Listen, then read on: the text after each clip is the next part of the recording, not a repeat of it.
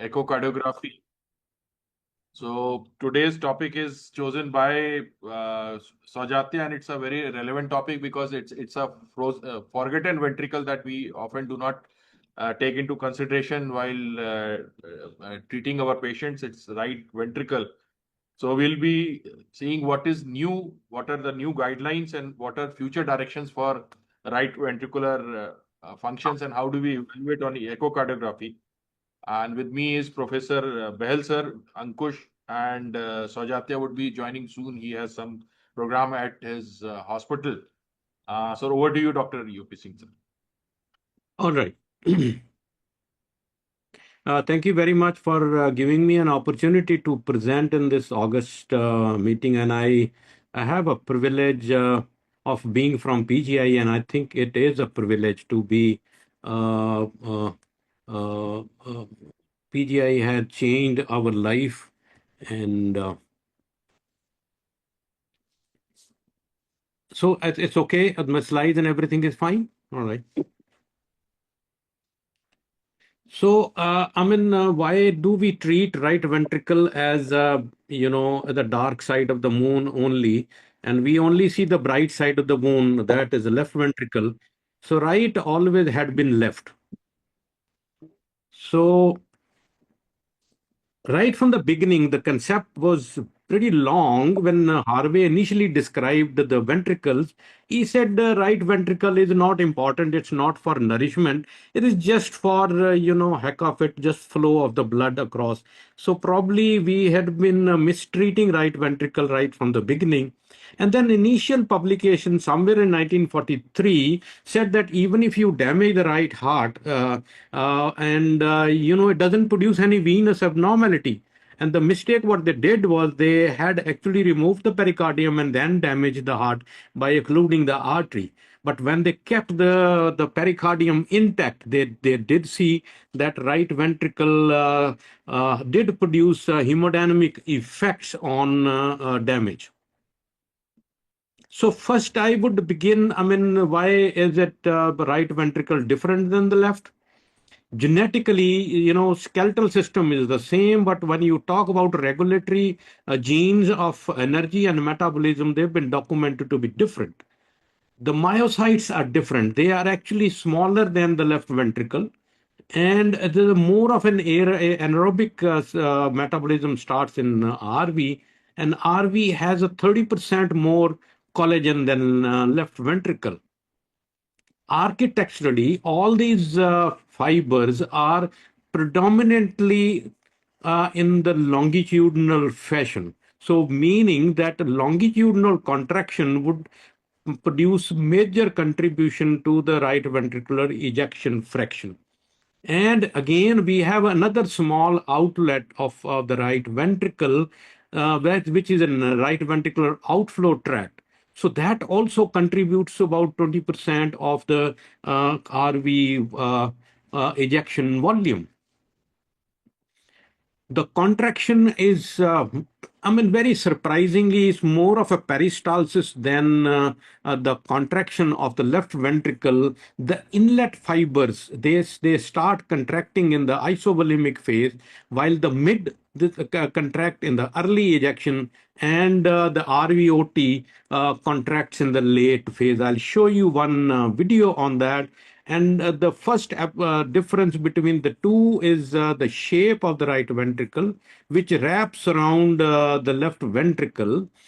And you have a kettle-like shape where you have an inlet and an outlet, which are separated by the conus, and there is no continuity between tricuspid valve and the pulmonary valve. So we have divided right ventricle. This is too basic and we guys know about it. This is the video I'm going to show you about the right ventricle contraction. And this is systole and that's diastole. And if you notice the contraction of the right ventricle, it's more of a peristalsis than an actually contraction. It contracts like only inlet fibers, they contract in isovolemic phase, and as the ejection progresses, the RVOT takes the place. And these are kind of contractions which are pretty different from the left ventricle. And I think it's important to bear in mind. And we do understand the left ventricle contributes about a significant to contraction and ejection fraction of the right ventricle.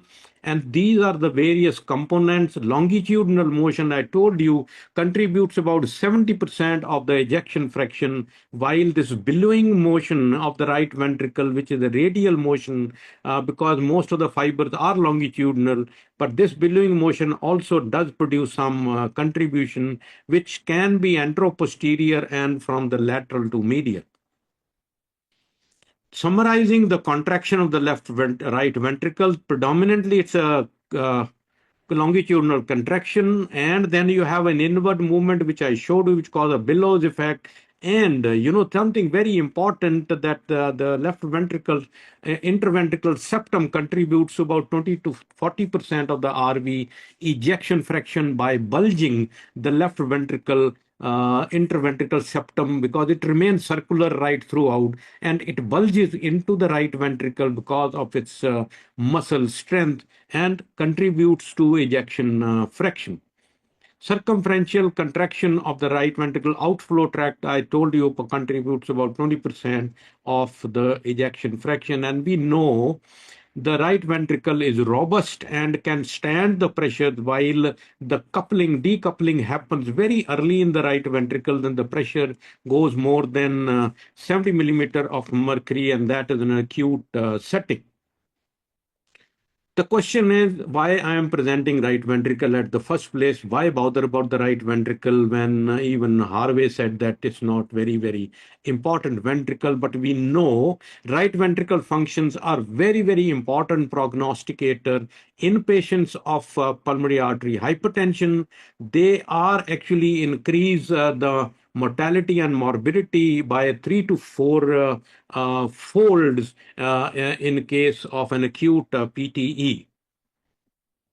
And heart failure, the survival rates in the right heart failure, even if you have in heart failure patients put all together, reduced and preserved ejection fraction, low right ventricle. So we have two ventricles. If you have one ventricle contracting well, at least the right one, in case of a dilated cardiomyopathy of the left one, these patients seriously do very well. You ask the patient symptoms. If the patient of ejection fraction of a 20% has a good RV functions, the patient would be relatively asymptomatic, versus a patient with the same ejection fraction with the right ventricle dysfunction as well. So this is more important in reduced ejection fraction, where the right ventricle ejection fraction contributes to all cause of mortality. And this is again in patients with the TAPSE, again indicating the right ventricle functions. It probably is more important in preserved ejection fraction, where LA pressures are increased and LVEDP is increased, leading to pulmonary wedge pressure increase, and their right ventricle becomes very important, and reduction in functions of the right ventricle has an important contribution to the ongoing cardiovascular morbidity and mortality. Even in myocarditis, it's been shown if the right ventricle is involved acutely, that is the strongest predictor of death after myocarditis or in patients with the cardiac transplant. So I think we do have an elephant in the room, and let's discuss it. When should we do it?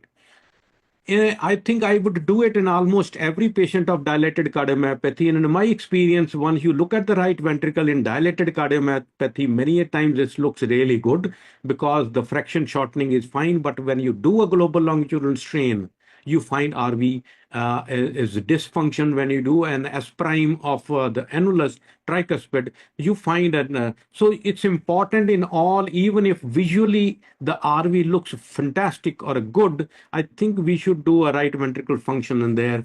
Pulmonary hypertension, I already told you. In ischemic heart disease, it's important from both angles, whether ischemia is happening to the right ventricle also. And a cardiomyopathy, valvular heart disease is again very, very important, particularly when you are trying to do a mitral valve replacement or a repair, and you have a dysfunction on the right side, and you have even a mild tricuspid regurgitation. Over a period of time, this mild tricuspid regurgitation becomes severe, and that had been experienced, requiring repair or replacement of the tricuspid valve. Congenital heart, yes, it's very, very important, particularly when you're talking about a single ventricle physiology, when you're talking about a tetralogy of fellows, when you are talking about the shunts, what you Fontaine and the shunts, what you put. So based on that, we had initial guidelines on the right ventricle and chamber dimensions that was about 2015. And then we had a guidelines on pulmonary artery hypertension again the same year. But there have been long gap of about a decade now. They are focused predominantly on the right ventricle and the pulmonary artery hypertension. So this guideline currently published recently this year only is important. So let's dig down and dig deep into the guidelines and see what are they trying to say. First, I think I would take you through, even you guys know it, but I think many of us have done our educational programs long back, and most of us are into interventions. And then you have kind of forgotten the echocardiogram. I don't say right ventricle is left. I think echocardiogram is left, and we either do it a cursory or we depend upon somebody else to do an echo for you, and we are busy in intervention. Quite respectable, but I think echo does deserves a little more attention than usual. So once we are talking of various view to look at the right ventricle, the views should be parasternal long axis view, where you take, this is a proximal RVOT, and this measurement is taken as a dimension of the right ventricle dilatation. We can do a right ventricle outflow tract, that's again from the parasternal long axis view. If you angulate the probe laterally and you get a pulmonary valve, this is outflow from the parasternal long axis view. And then you can get a pulmonary artery and branching. There you can see a distal RVOT. You can see measurement of the pulmonary artery and its branches. When you angulate the probe little medially, you would get parasternal RV inflow view, where you can see the coronary sinus, you can see inferior vena cava, and you can see almost all the cusps of tricuspid valve, including two papillary muscles and regurgitation. This is an interesting view which I would share with you in the next slide, that the cross section at the level of a short axis view at the level of papillary muscle in particular, where you have these hinges of the right ventricle, and this is a crescent shaped right ventricle. It does help you in making a differentiation from a congenitally corrected transposition. This crescent goes downwards as it's displaced posteriorly. So this is a very important view. It gives you relative pressures of LV and RV. Then these are the critically important views what we have. Four chamber view, which we do it, and let me tell you, we don't make great measurements on a four chamber view. It's just for an assessment of relative right ventricle and left ventricle dominance in a particular four chamber echocardiogram. But we tilt the probe from the apex, we go little more outward toward the anterior axillary line, and we tilt the probe more medially, and there we see both left ventricle apex, but it is more focused on the right ventricle apex. We see the right ventricle apex nicely, and this is the view where all measurements are taken for fraction shortening, for the Doppler signals, for a 3D. So subcostal view is important because this is where we take measurements of the right ventricular thickness. So four chamber view, and this is the four chamber view, but we tilt the probe medially to get an apical five-chamber view, and this is what you see in apical for five-chamber, and then the focused view, the RV apex, the lateral wall, the interventricular septum. All the measurements are supposed to be done here. What are the measurements? And I'm going to give you the figures also along with these are the basal RV cavity measurement in end diastole where the tricuspid valve is just closed, and then you have the long axis measurement, and these are the measurements. These are the normal values. Basal should be less than 4.1, and then we can index that. The mid is should be less than 3.5, and RV longitudinal should be less than 8.2. These are same as that of the previous guidelines on chamber dimensions, which now the guidelines on 2025 have mentioned exactly the same parameters. Same view, that is focused RV view, you take and TAPSE, and remember when you're taking an M mode, you're little angled, and this angle can actually create a bit of an issue in measurement of, it would downgrade TAPSE because you are angled, but try to put it as uh, perpendicular to the M mode so that you get a nice excursion, and this is a TAPSE. Then you have an S prime. Why do we take TAPSE and S prime both? TAPSE is an amplitude of this annulus movement, correct? But with what velocity this annulus moves is an S prime. So both are different. They are looking at the longitudinal functions now, but they are different. They are not the same. So TAPSE more than 1.7 is okay, and tissue Doppler S prime more than 9.5 is fine. There are issues with TAPSE. Remember, once you have an LV which is functioning fine and you have a right ventricular contraction which is poor, but the left ventricle, because of the tethering effect, would try to pull the right ventricle free wall and maintaining TAPSE. I have seen patients of TAPSE being normal in severe RV dysfunction with severe tricuspid regurgitation, and that is another way when the TAPSE does not actually correlate very well with the ejection fraction of the right ventricle. It is an early sign. Remember, TAPSE is an early sign of RV dysfunction, but as the RV dysfunction continues to be bad, the decoupling happens between RV and the pulmonary artery, and then TAPSE does not remain a very, very appropriate measure of its functions. Now, this is the subcostal view, and you can take a measurement of a right ventricular thickness, and that has to be in between the annulus and the insertion of the papillary muscle. And that's an interesting view. That is the short axis view where we take an R and RV, and here you can tell relative load, whether there is a systolic deformation of the right ventricle, left ventricle. If it happens in diastole, it indicates systole indicates systolic overload. If happens in diastole, it indicates diastolic overload. And in case the D is there in both systole and diastole, both systolic and diastolic overload. When do we have the systolic overload? Pulmonary artery hypertension, pulmonary stenosis. Done. Done. When do we have a diastolic this thing? Tricuspid regurgitation, ASD. Okay. And when do we have both systolic and diastolic overload?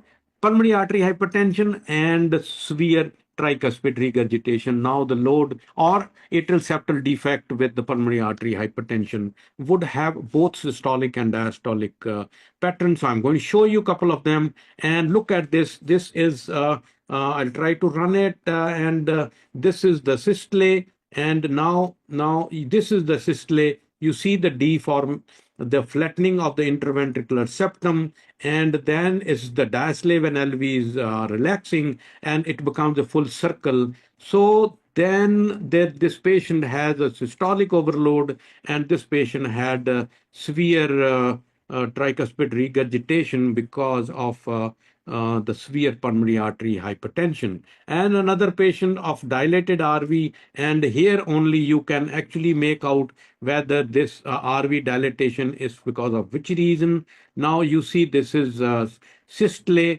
and then you see this is this is systole, which is okay.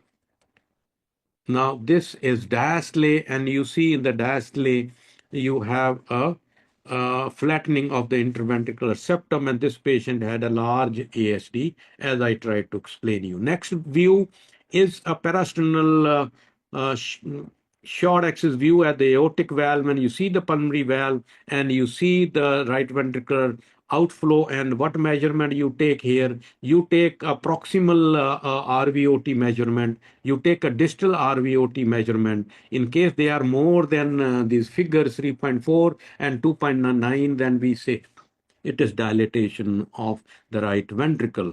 So just revising all the parameters again, TAPC and S prime, and I gave you the cutoff limits of TAPC, 1.7 centimeters and 9.5 centimeter per second is, and then we would discuss about the fractional shortening.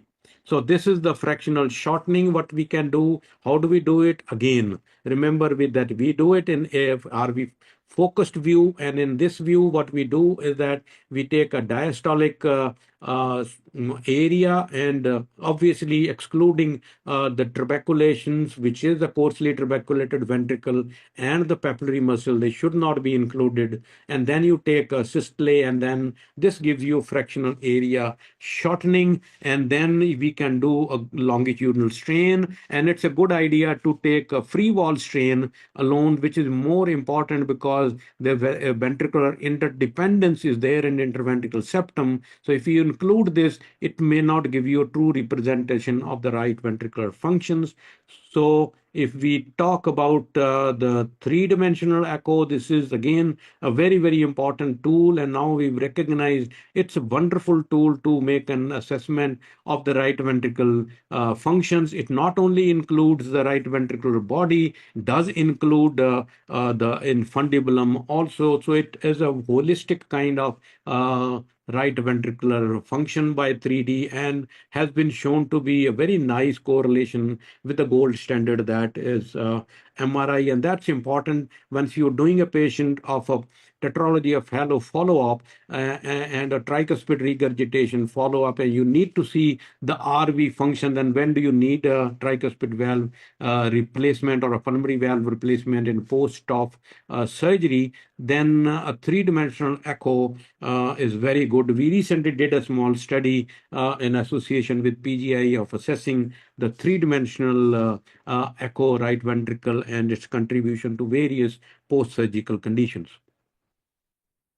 So again, concluding the measurements, now TAPC and S prime, they are longitudinal functions, and I told you this tells you the speed with which the septum or the annulus moves, and this tells you the magnitude of annulus movement. And these are, you know, kind of more global RV functions. So obviously you need these as a kind of a screening tool, but global RV functions are little more important than the singular thing. So now, by now we understood right ventricle is important, even LA is important. We've been focused on left ventricle, but this tricycle won't run unless you have both other wheels.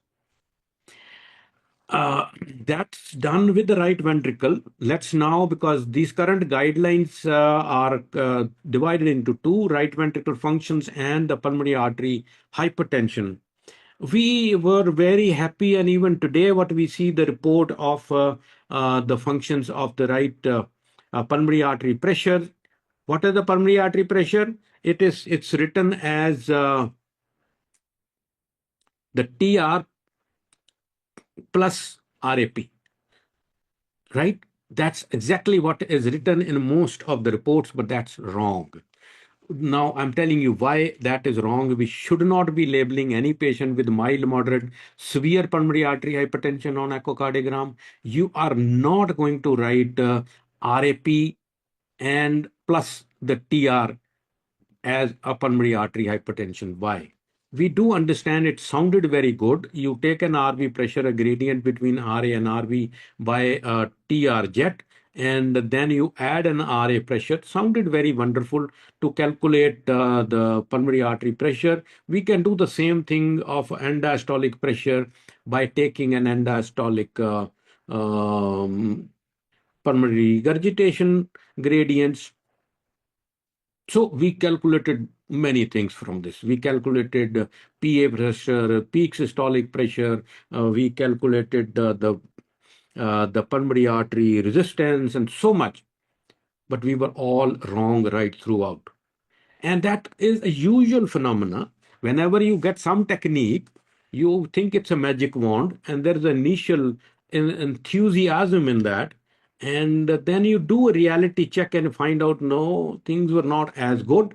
And then over a period of time, you overcome the disadvantages of that technique, and then you gradually settle down, understanding that what are the ifs and buts there. So the startup, if you see, there were early studies which said that these were small studies, and most of the patients either had a normal pressure.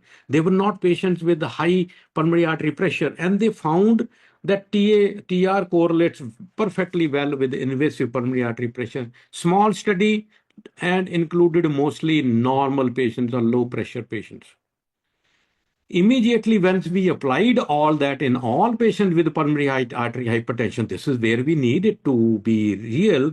But then the problem happened. The problems were in RA pressure and in the Bernoulli equation, both.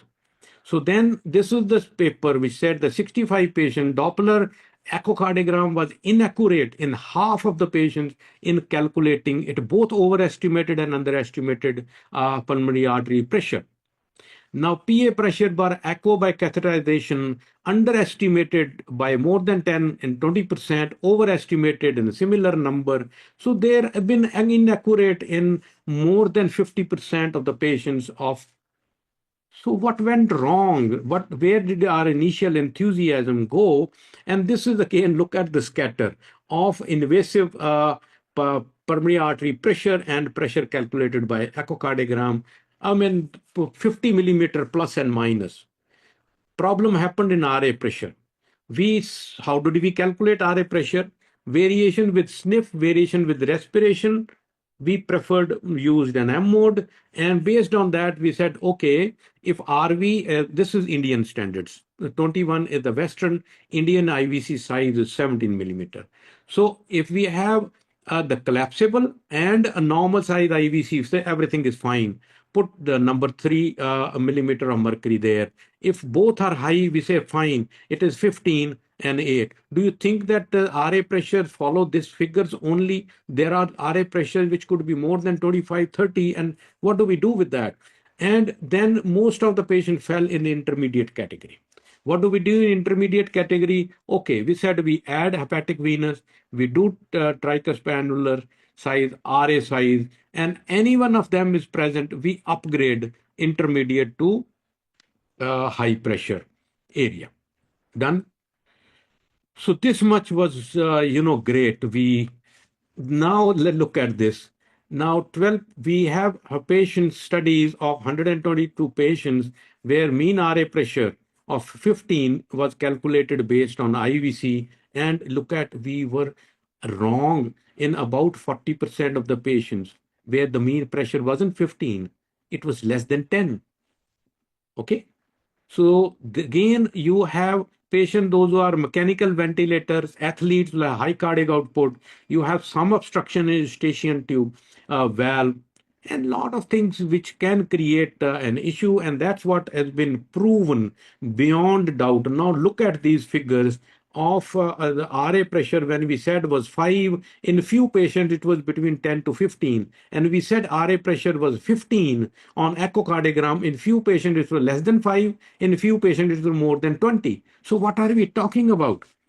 So the main problem was the RA pressure. Yes, but there was a problem in the tricuspid regurgitation assessment also. We had a very simplified version of Bernoulli's equation.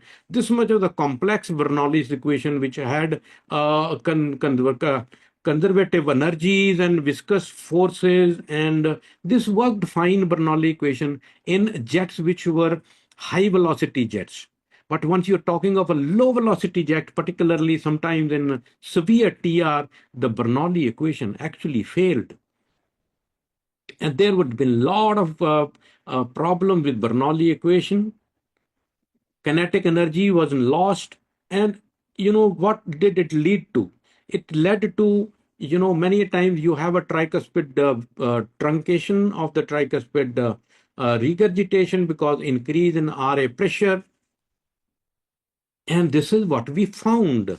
This is a degree of tricuspid regurgitation, and a difference between the cath and echo data look at in the severe tricuspid regurgitation category, our assessment of the TR velocity or RV pressure was really poor. Second, I think I must make a small mention here that whenever you take peak velocity of a TR, and the correct way is to do it at the modal velocity and not at the peak velocity. So, go by the chin, not by the beard. Dr. Muthan sir and myself, we have been, did echocardiogram at the time when the assessment of echocardiogram was also pulmonary artery pressure based on an M mode, and we do understood that we had an A wave. The first whenever the PA pressure increased, there was an absent of the A wave. The second thing was a flattening of an EF slope, and third was a mid-systolic closure or mid-systolic notch, and that was an M mode basis. Let's not forget it. Many a time you don't get other parameters, and this really helps you. This categorically indicates a severe pulmonary artery hypertension, flat EF slope, no A wave, and a mid-systolic notch altogether. McCallum sign is again important, and this was described way back in 1996. It said that when you have an acute increase in PA pressure, the contraction of the right ventricle remains at the apex remains okay. The first affected were the RV mid cavity and the base. Why? Because this happened in isovolemic contraction time, and they were the fibers which are affected. Look at this acute. This is the same patient, acute pulmonary PTE, and this PTE was about 6 days old, and now you see there is a contraction of the apex, but the mid and RV lateral wall are not contracting, and this is over a period of about 2 months when the remodeling of the apex also happened. So this tells you chronic PH, this tells you acute PH, and the most common reason for acute PH is PTE, and we did see these signs in the COVID time because there was an acute increase in pulmonary artery pressures. Let me tell you some few more tricks on a pulmonary artery pressure. That pulmonary acceleration time. Now, the pulmonary acceleration time is used when you put the Doppler close to the pulmonary valve. You can hear pulmonary clicks also, and you're in the RVOT actually, and not exactly in the pulmonary artery. And then you take the acceleration time. The acceleration time is taken in milliseconds, and that's very, very important. And if you take acceleration time, if it is less than 100, it is suggestive of pulmonary hypertension. If less than 70 to 80, it's a very, very specific, it is not sensitive, but very specific sign of pulmonary artery hypertension. And that's how it correlates 80, less than 80 millisecond, it correlates fantastically with invasive pulmonary artery pressure. So that should be used in patients where you don't have tricuspid regurgitation, or you don't get a good envelope of tricuspid regurgitation, or you are in doubt, then acceleration time comes to a great rescue. Mid-systolic notch is like an anacrotic notch of what do we get on the aortic flow. And when there is a resistance in the distal pulmonary circulation, the wave comes, and the refraction wave comes to get buried in the systolic wave, and that produces a notch. And if the notch is closer to the beginning of this, it indicates a severe pulmonary artery hypertension. So not only that, it indicates a severe worse prognosis in that category. And these are the notches which you see in the patient of pulmonary artery hypertension. There is a sign in acute PEE, which is very, very important. 60-60 sign, please remember that. And the acceleration time less than 60, even though the TR pressure is less than 60. Now, in acute setting, if the TR is less than 60 and the pulmonary acceleration time less than 60, it indicates a very severe pulmonary hypertension. These are few tricks which I told you. Again, these were the guidelines long back. And now I'm winding up to say that in case you find somebody writing a report of mild, moderate, severe pulmonary artery hypertension, that's absolutely wrong. 2015 guidelines said it's wrong, and 2025 guidelines say it's wrong. You cannot predict pulmonary artery pressure. Only cath can do it. You can only give the probability. So if somebody writes PA pressure as TR gradient plus RAP, again, that is a wrong statement. And what statement what we have to make based on a TR velocity, whether it's a low probability of pulmonary artery hypertension, moderate probability of or intermediate probability, or a high probability. And that's what the best we can do based on tricuspid regurgitation flows. So thank you very much. We still believe that all three chambers are important. RA also is getting an due importance these days. A lot of articles being published, and assessment of pulmonary artery hypertension still is an Achilles heel, and we still should resort to invasive PA pressure measurement in patients of pulmonary artery hypertension, and we need to have a follow-up of that. Thank you very much for your kind attention.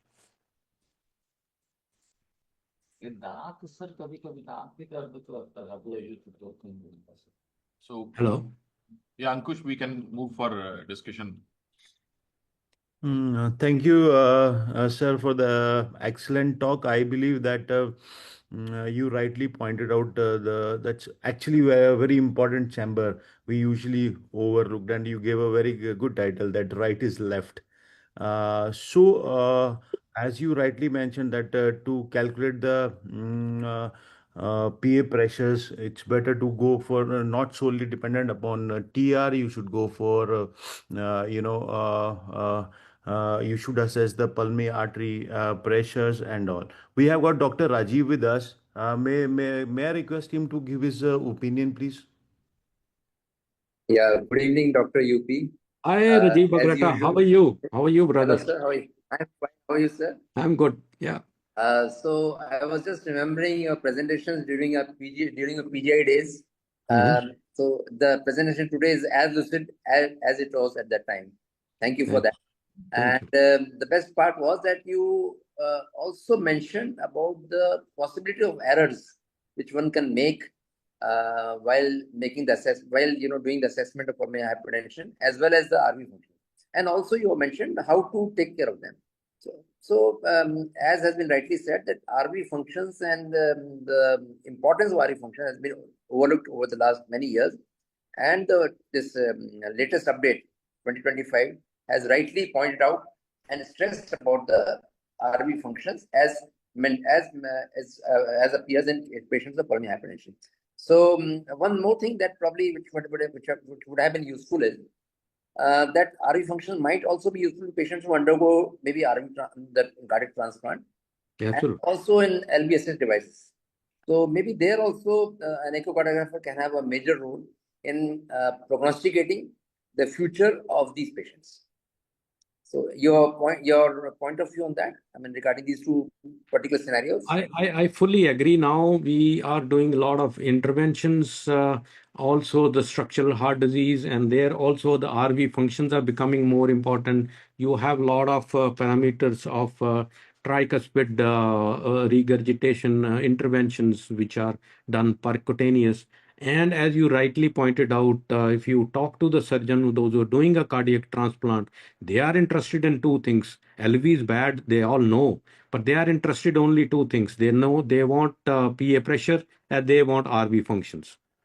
So they are seriously, you're absolutely right. In that scenario, they are only interested in, they are not interested in ejection fraction. Right, Right. right. So they are interested in PA pressures. They are, which again, we cannot do it accurately based on an echocardiogram. Many a times, these guys recommend them an invasive PA pressure measurement, which is perfectly justified. And not only that, they would do a functional capacity, but VO2. So, I mean, these are the parameters the cardiac transplant surgeons would always look forward. And moreover, So, I mean, sorry. Do you think that based on echocardiography, I mean, you said the pulmonary hypertension and the PVR, can we safely predict? I mean, the RV functions based on echocardiography can be taken as the final word for patients who are undergoing transplant, or maybe those patients who are being followed up after, say, post-surgery TOF patients. So, is it I think now with an event of the three-dimensional echo, and we've been doing it almost regularly these days. I was involved in PGI surgery department. They wanted to conduct a study on RV functions based on the RV ejection fraction, because many a time MRI was not possible or the cost is involved. And there have been a number of studies which have actually said that accuracy of a correlation between the 3D echo by this thing. The only challenge is the right ventricle is lying behind the sternum. Imaging that through the bone and from the side many a times becomes a problem. And in particular patients, those who have very large right ventricle, and it doesn't come in that our echo window, we widen our the width, we increase the width of our scanning sector, but by that we lose the frame rate, and then again machine doesn't calculate. So there are issues, and but there would be issues in cardiac MRI as well, I presume. I mean, we always say that the MRI is the, but there are issues and problems and mistakes in MRI also. So RV function by because most of our studies on post-op or post any other cardiac surgery patients, they are based on ejection fraction on cardiac MR, not on any other parameter of RV function. So if we can replicate the RV ejection fraction by 3D echo, and I think we can, partly replace the cardiac MR in that group of patients.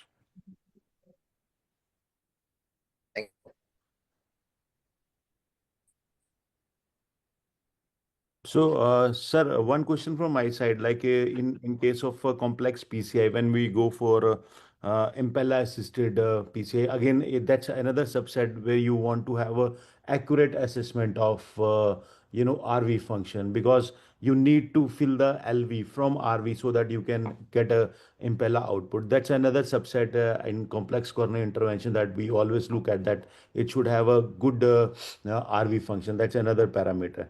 Yeah, and all, I mean, that, and in fact, all LVs assist devices, whenever you're thinking, in case that RV functions are bad, that's a contraindication for assist devices. You guys know that. Yes. So, sir, in 2D echo, what is your most common, as you rightly said, that it is usually the most ignored parameter, the RV chamber. Like on 2D echo, when you are doing it, what are the two or three parameter you want to assess right way to see, okay, this RV is functioning normally or not? like we usually do. You see TAPSE and tricuspid annulus. As per sensitivity wise or accuracy, what are the 2-3 parameters that you say, okay, these are the parameters you look, and you can definitely say it's RV is functioning normally or not. Wonderful. I know you guys are busy interventional cardiologists and Yes, you I just wanted to want hit that. few tips only. What Yes, best can you do? But yes, I'll give you tips there. Now, once we have an LV which is normal, usually RV dysfunction are, not present unless it's dilated. That's what, let's be very clear. They are out of a great significance. So it's only become significant when the RV is dilated, correct? yes, So sir. now what is happening that it's in case you have a normal LV and RV size becomes important marker for. So in case you see the RV is same size of the LV or larger than LV in a 4-chamber view, or say, okay, stop. Let me make assessment of all other parameters. If I tell you if you need to use two great parameters, which are not difficult. TAPSE was the time when M-mode was popular and we didn't have anything else. If you ask me, I'll tell you to do two things. One, I would ask you to do an S prime of an RV. This thing takes a few seconds, right? And then secondly, I would ask you to do GLS of RV. Most of the equipments have an automated GLS of RV. It takes 15-20 seconds only to do that. And this is LV normal and RV is dilated. This is situation number one. Now, situation number two, where LV is dilated, now you need to take measurements of RV, because even RV dilated still remains relatively smaller than the LV, and you can still have dysfunction. So this category of patients where you have a mitral regurgitation, LV is dilated, aortic regurgitation, or dilated cardiomyopathy, in this category of patients, I think you need to do a detailed RV functions. Again, doing RV free wall strain, doing an S prime would be probably serve most of the purpose. And then a category where you need a detailed RV function, like number of conditions we just discussed, and there you have to do a three-dimensional echo of an RV. So two parameters, one is S prime and second is GLS, or a free of the free wall would suffice in most of the cases. So that's a perfect. That is how we learnt eco in our days of PGI. So okay. So they used to say when you are seeing severe LV dysfunction, it's a severe LV dysfunction. Look at RV. Then, as you in your talk in your initial 3 or 5 minutes, you told us that if a patient with severe LV dysfunction has got a normal RV, you can say he will be compensated. Yeah. So that is how we can assess the prognosis also, and we can assess the function status also.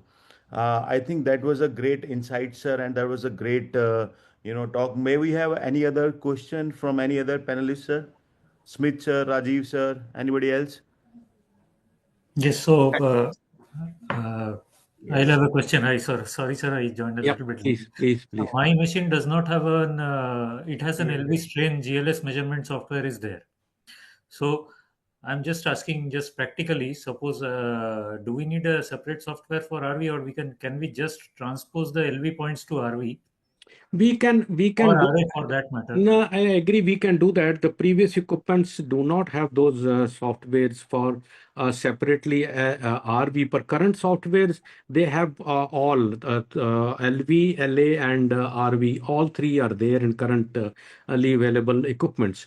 But in the previous equipment, yes, for LA also you needed to invert that LV envelope down and do it. And for RV, the issue happens then when how do you calculate the free wall? But then you have to, from the total, you have to subtract that, and there are three segments: basal, mid, and apical RV free wall. Just add up and then divide by 3, and that would give you this thing. So I think that, but when you are using an LV, please reduce the size of the area of interest, because otherwise LV is a thicker ventricle. So that same would not apply for LA and RV. Okay, sir. Hi, sir. It's Hitesh. Can I ask a question? Yeah, please. Thank you. Thank you for the nice presentation, sir. Do you see any role of focus in assessing hemodynamics as well? Because, we are making static evaluations of the RV function, but there is we know like ventriculo-atrial contractility, ventriculo-arterial contractility. So these things don't happen in isolation. Like if there is a distributive shock, we tend to see that the LV is hyperdynamic maybe. So do you think there is especially like when you are doing echoes in clinic, but vis-a-vis when you are doing echoes in ICU settings, there are so many other hemodynamic factors which come into effect in assessing the RV function. So do you think like there is any other role of, like simultaneous lung focus or other hemodynamic things we have to keep in mind, or does that make a difference? Yes, I think you have a very, very valid question because in the ICU setting, one thing is that you should be knowing that once you have a patient on a ventilator, the IVC is already dilated and non-collapsing.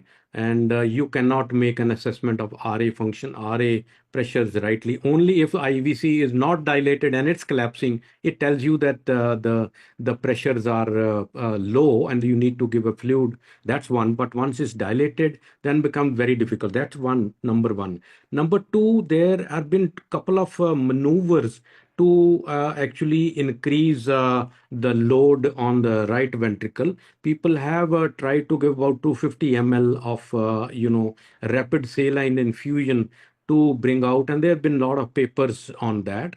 And easier method than that is just raise the legs by about 45 degree and keep it for a minute, and it would transfuse about 250 ml of blood into the circulation, which is as good as giving an infusion, and you'll be able to pick up some subtle RV abnormalities also.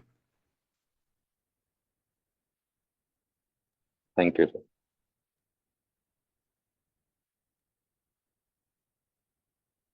Thank you, Dr. UP Singh. That was a fantastic presentation. I think very simple and very clear. Thank you. Thank you. Thank you. So, Sajatya, you can close if you wish.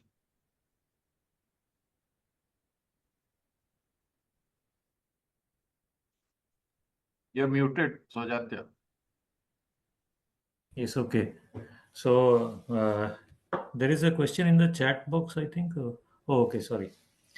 So, okay, thank you, Dr. UP Singh sir, for making time and giving up this wonderful lecture. We don't often get a thorough discussion on RV function, and it was nice to know all the nitty-gritties. And we thank you, and we thank also all the panelists, all the expert panelists, sirs who took out the time and joined us for this masterclass. It is this effort from your side that you contribute that helps us keep going this PGI masterclass, and it makes it a wonderful experience for all of us. So we'll be again uploading this on YouTube for all those who could not join. And thank you again, Dr. UP Singh sir. Thank you. Thank you for giving me an opportunity and meeting my old friends. I'm missing Amuthan. I don't know where it is. Where is Amuthan? Whenever I listen to his name, Amuthan, I remember azimuthal resolution. I don't know, sound similar. Sajatya, why don't you plan a class with Dr. Amuthan? Yeah. Yes, Class for long. I don't know. He was very enthusiastic that we are going to talk on RV function. When I talked to him, he really told that it's a good topic and he would definitely join. I don't know. थोड़ा political बंदा है, वे कहीं busy हो गया, वो काफी आजकल वो लगा हुआ उस चक्कर में. We are also very thankful to Dr. Bagaratta sir, Dr. Behel sir definitely, and Dr. Ankush also. They took time out and joined. So, बगराटा तो मेरे को बुलाएगा उधर, फिर मैं आऊंगा यार. बगराटा नहीं आना है सर. बड़ी देर होगी. Yes sir, sure. अब तो तू मतलब हाई लेवल से बुला सकता है ना अब तो. नहीं ठीक है. ठीक है doctor सुजाते. Thank you sir. Thank you so much sir. Thank you very much. Thank you very much.